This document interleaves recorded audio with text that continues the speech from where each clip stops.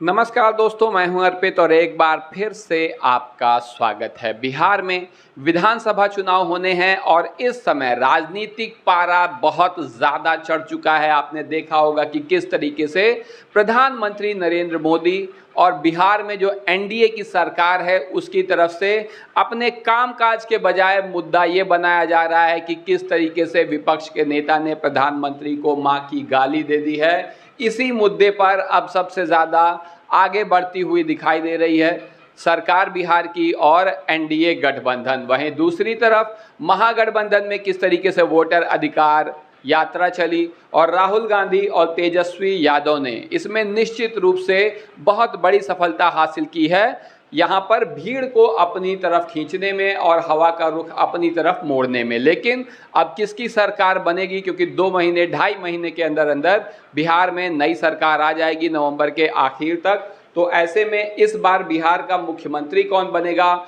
और क्या रोल होगा यहाँ पर चिराग पासवान और सबसे बढ़कर प्रशांत किशोर का, क्योंकि आज हम आपके सामने जो सर्वे लेकर आए हैं ये बहुत ही विश्वसनीय सर्वे है, जिसको हैदराबाद के आईआईटियंस लोगों ने एक ग्रुप बनाया है एएसजी करके।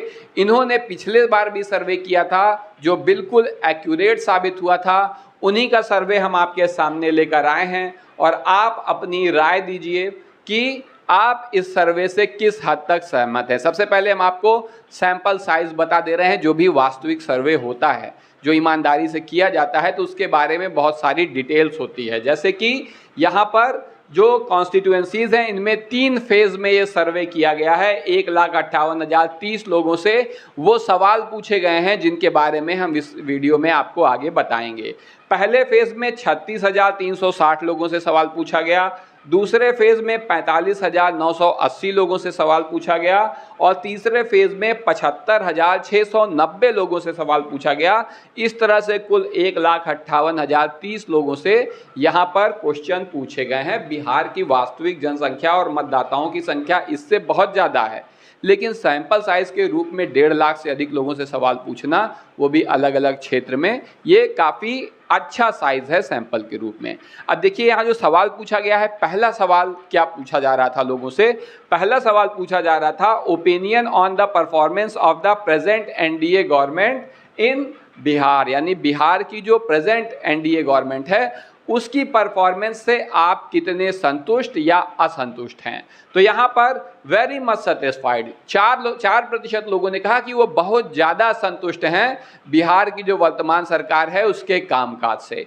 वहीं पर 30% लोगों का कहना है कि वो संतुष्ट हैं, जैसा काम किया है सरकार ने अच्छा किया है। जबकि सेटिस्फाइड पार्शियली, आंशिक रूप से, मतलब ऐसे भी लोग होंगे जिन्होंने कहा होगा कि हाँ कुछ काम अच्छे भी किए हैं कुछ खराब भी किए हैं, तो ऐसे लोग कहते थे 14% लोग ऐसे थे जिन्होंने ये जवाब दिया कि वो आंशिक रूप से संतुष्ट हैं, कुछ काम अच्छे भी किए गए हैं कुछ काम खराब भी किए गए हैं। एकदम से असंतुष्ट हैं 41% लोग, जिनका कहना है कि वो इस कामकाज से बिल्कुल संतुष्ट नहीं हैं, और ये प्रतिशत सबसे ज़्यादा है 41% अन्य की तुलना में, आप देख सकते हैं।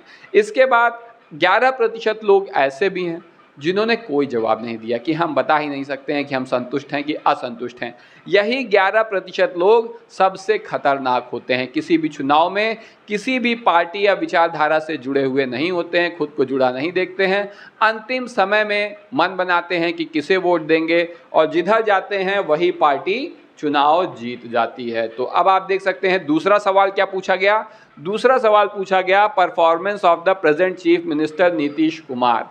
तो श्री नीतीश कुमार जी के कामकाज से आप कितने संतुष्ट हैं। सरकार की बात तो हो गई, अब नीतीश कुमार की व्यक्तिगत मुख्यमंत्री के रूप में परफॉर्मेंस की बात करें तो 3% लोग कह रहे हैं कि एक्सीलेंट काम किया है, बहुत बढ़िया काम किया है।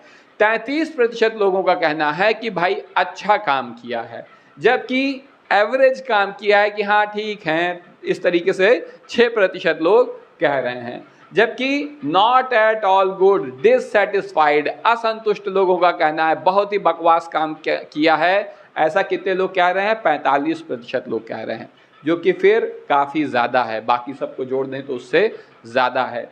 इसके अलावा 13% लोग, वही जो 11%, 12%, 13% लोग ये जो आ रहे हैं कांड से, हम जवाब नहीं दे सकते। हमें नहीं पता कि हम संतुष्ट हैं कि असंतुष्ट हैं नीतीश कुमार के काम से। ऐसे लोग थे 13% जिन्होंने कोई स्पष्ट जवाब नहीं दिया। अगला प्रश्न क्या है? अगला प्रश्न है कि should present NDA government in Bihar get another chance in 2025, यानी जो वर्तमान सरकार है बिहार की, क्या इसे एक बार फिर से 2025 में सरकार बनाने का मौका मिलना चाहिए? यानी क्या आप एक बार फिर से चाहते हैं कि एनडीए सरकार बने? तो 40.5% लोग कह रहे हैं कि हाँ, एक बार फिर से मौका मिलना चाहिए। वहीं बिल्कुल नहीं मना कर दे रहे हैं कितने लोग? 43.5% लोग मना कर दे रहे हैं कि नहीं, अब इनको फिर से मौका नहीं मिलना चाहिए। तो आप देख सकते हैं कि ऐसे लोग अधिक हैं। वहीं कांट से 16% हैं। अब 16% लोग हो गए हैं जो कह रहे हैं कि हम कह नहीं सकते, मिले चाहे ना मिले, ये भी हो सकता है, या वो ये बताना नहीं चाह रहे हैं कि उन्हें क्या लगता है, उनके मन में क्या है। अगर आपसे इस तरीके का कोई सर्वे करने वाला व्यक्ति आके सवाल पूछेगा तो आप इसमें से किस में होंगे? हम तो भाई कांट से वाले में होंगे। हम अपनी राय बता दे रहे हैं चाहे जिस चीज़ का सर्वे पूछा जाए, क्योंकि हमारे देश में जो मतदान की व्यवस्था है वो गुप्त मतदान की व्यवस्था है। वो इसीलिए बनाई गई है कि किसी किस्म का किसी के ऊपर कोई दबाव ना डाला जा सके, आदमी अपनी मर्जी से अपने मन से जिसे चाहे मन चाहे व्यक्ति को वोट दे सके। तो अगला सवाल है कि whom do you prefer as the next chief minister of Bihar, यानी बिहार के अगले मुख्यमंत्री के रूप में आप किसे देखना चाहते हैं? तो तेजस्वी यादव को सबसे ज़्यादा 32% लोग अगले मुख्यमंत्री के रूप में देखना चाहते हैं। वहीं नीतीश कुमार जी को 26% लोग मुख्यमंत्री के रूप में देखना चाहते हैं, जो कि दूसरे नंबर पे है। तीसरे नंबर पर आ रहे हैं प्रशांत किशोर, आश्चर्यजनक रूप से, जिन्हें 16% लोग मुख्यमंत्री के रूप में देखना चाहते हैं। वहीं चिराग पासवान अब नीचे खिसक कर चौथे नंबर पर आ गए हैं, जिन्हें 9% लोग मुख्यमंत्री के रूप में देखना चाहते हैं। लेकिन जिस तरीके से पिछले लोकसभा चुनाव में चिराग पासवान ने सबको चौंकाया था, मेरा ऐसा मानना है कि बिहार में एक बार फिर से कुछ बड़ा कर सकते हैं चिराग पासवान। हालांकि वो बहुत ज़्यादा सीटों पर लड़ नहीं रहे हैं, तो इसका भी असर होगा। 12.5% लोगों का कहना है कि वो ये बता ही नहीं सकते हैं कि वो किसे मुख्यमंत्री के रूप में देखना चाहते हैं। हो सकता है कुछ लोग इसमें ऐसे होंगे जो कह रहे होंगे किसी को नहीं देखना चाहते, इनमें से किसी को नहीं मुख्यमंत्री के रूप में देखना चाहते हैं, या कुछ ऐसे होंगे जो कह रहे होंगे कि वो अपने आप को मुख्यमंत्री के रूप में देखना चाहते हैं। तो इस तरीके से 12.5% लोग को नहीं पता या हमें नहीं बताया कि वो किसे मुख्यमंत्री के रूप में देखना चाहते हैं। अब हम आपको थोड़ा इस ग्रुप के बारे में बता दें जिसका नाम है SAS ग्रुप, जो हैदराबाद का IITians का ग्रुप है। इसने 2020 में भी सर्वे किया था, आप देख सकते हैं, और तब कहा था कि एनडीए को 120 से 127 सीट मिलेगी, और जब चुनाव परिणाम आए तो 125 सीटें मिली भी। इसी तरह यूपीए को कहा था, उस समय यूपीए गठबंधन था, बिहार में महागठबंधन ही बोला जाता है, राष्ट्रीय स्तर पर आप चाहे जो भी नाम रख लें, जैसे आजकल इंडिया गठबंधन चल रहा है। तो 108 से 112 सीट कहा था और 110 सीट मिली, यानी कि एक्यूरेट। एलजेपी यानी चिराग पासवान की पार्टी को 1 सीट कहा था, 1 ही मिली। अदर्स को 10 से 11 सीट कहा था, 9 सीट मिली है। तो काफ़ी एक्यूरेट इनका है पिछली बार का सर्वे। तो इस आधार पर अब इस बार के लिए क्या कह रहे हैं, आइए देखते हैं। इन बिहार असेंबली इलेक्शन 2025 किस पार्टी को कितने प्रतिशत वोट मिलेंगे? तो यहाँ पर आप देख सकते हैं एनडीए को 37.5% वोट मिल रहे हैं, जो कि कम है तुलनात्मक रूप से थोड़ा सा इंडिया गठबंधन या महागठबंधन की तुलना में, जिसे 38.75% वोट मिल रहे हैं, यानी कि 1% से अधिक, लगभग 1.5% अधिक वोट मिल रहे हैं। जेएसपी यानी जन स्वराज पार्टी को 14.5% वोट मिल रहे हैं। एआईएमआईएम को 1.35% वोट मिल रहे हैं और अन्य को 7.9% वोट मिल रहे हैं। इस आधार पर अब हम बात करेंगे सीटों की, कि बिहार के किस क्षेत्र में कितनी सीटें हैं और उसमें से किस गठबंधन और पार्टी के हिस्से में अधिक सीट जा रही है। तो आप देख सकते हैं सबसे पहले अलग अलग रीजन में सीमांचल है, अंगिका प्रदेश है और मिथिलांचल है, उत्तरी बिहार है, मगध और भोजपुर का क्षेत्र है। तो इसमें सबसे पहले हम बात करेंगे सीमांचल क्षेत्र की, जो मुस्लिम बाहुल्य क्षेत्र है, और इधर 2020 में काफ़ी अच्छा प्रदर्शन AIMIM ने किया था। आपको पता होगा AIMIM के 5 विधायक जीत कर आए थे, जिसमें से 4 बाद में चले गए थे RJD में।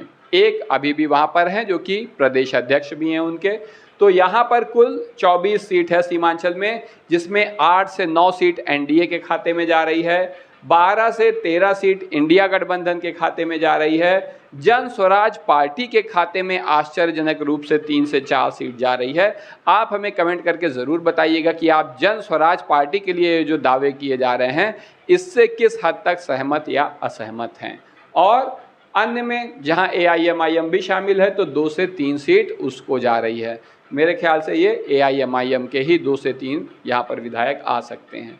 अगला है अंगिका प्रदेश। यहाँ पर 27 अंगिका क्षेत्र जो है यहाँ पर 27 सीट है, जिसमें 12 से 13 सीट NDA को मिलेगी, 10 से 11 सीट इंडिया गठबंधन को मिलेगी, 4 से 5 सीट जन स्वराज पार्टी के खाते में जा सकती है और अन्य जिसमें AIMIM भी है 1 से 2 सीट जा सकती है। इसके बाद बारी आती है मिथिलांचल की। अगर अभी तक देखें तो यहाँ पर टक्कर बराबर है। मिथिलांचल में 50 सीट है, 24 से 25 सीट NDA के खाते में जा रही है, 25 से 26 सीट इंडिया गठबंधन के खाते में जा रही है। जन स्वराज पार्टी को या तो यहाँ पर 0 सीट मिलेगी, कोई सीट नहीं मिलेगी, या अधिक से अधिक 1 सीट मिल सकती है। वहीं अदर्स के खाते में, अन्य के खाते में 1 से 2 सीट आ सकती है।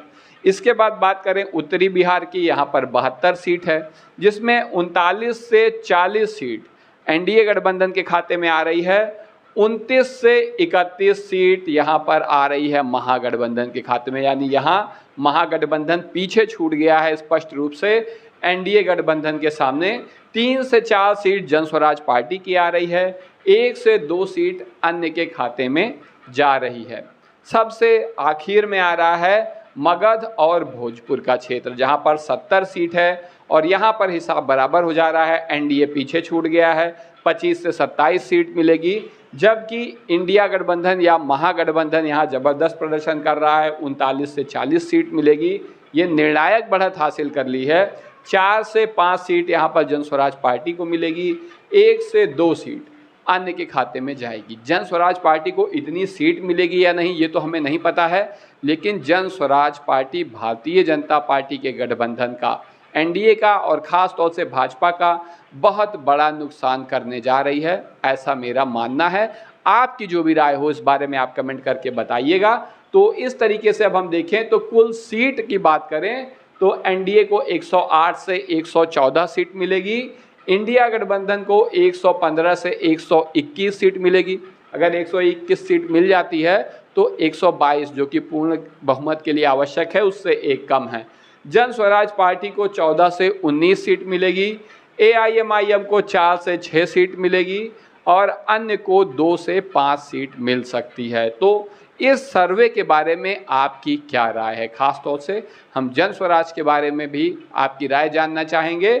और इंडिया गठबंधन निश्चित रूप से बहुमत के बहुत करीब है, ऐसे में किसी अन्य का समर्थन मिल सकता है। प्रशांत किशोर ने कहा भी है कि अगर उनकी सरकार नहीं बनती है तो अपने विधायकों को फ्री छोड़ देंगे कि जिसके साथ तुम्हें जाना है चले जाओ। तो ऐसे में सरकार बनाना इंडिया गठबंधन के लिए या महागठबंधन के लिए मुश्किल नहीं होगा। तेजस्वी यादव इस सर्वे के हिसाब से बिहार के मुख्यमंत्री बनते हुए दिखाई दे रहे हैं। तो आपकी क्या राय है और इसमें क्या भूमिका है राहुल गांधी की, जिनके साथ मिलकर तेजस्वी यादव ने वोटर अधिकार यात्रा पूरे बिहार में चलाई, जिससे निश्चित रूप से हवा का रुख तो पलटा ही है। अब आपकी इस मामले में जो भी राय हो कमेंट करके बताइए। वीडियो को लाइक करिए, चैनल को सब्सक्राइब करिए और अपने दोस्तों के साथ शेयर करना ना भूलिए। धन्यवाद।